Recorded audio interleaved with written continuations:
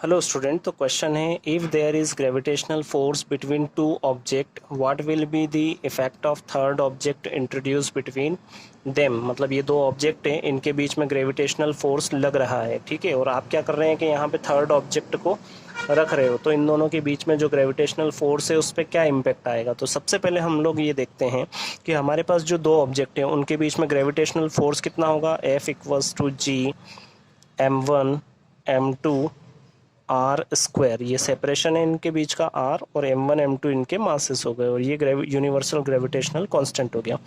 अब इतना फोर्स लग रहा है इन दोनों के बीच में। आप क्या कर रहे हैं, आप यहाँ पे थर्ड ऑब्जेक्ट इंट्रोड्यूस कर रहे हैं जिसका मास है m3।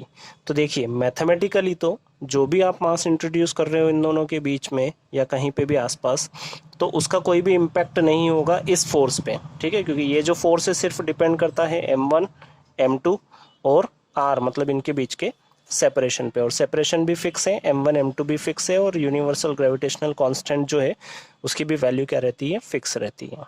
तो मुझे उम्मीद है आप लोगों को ये समझ में आया होगा कि दो ऑब्जेक्ट के बीच में ग्रेविटेशनल फोर्स लग रहा है, और आप तीसरा या चौथा और भी ऑब्जेक्ट यहाँ पे प्लेस कर दें तो उसका भी कोई इम्पैक्ट नहीं पड़ेगा। लेकिन एक दूसरे तरीके से अगर हम लोग बात करें तो इम्पैक्ट पड़ता है। क्या इम्पैक्ट पड़ता है? अगर हम इस सिस्टम का नेट फोर्स निकालेंगे तो वो नेट फोर्स पे ज़रूर इम्पैक्ट पड़ेगा, ठीक है।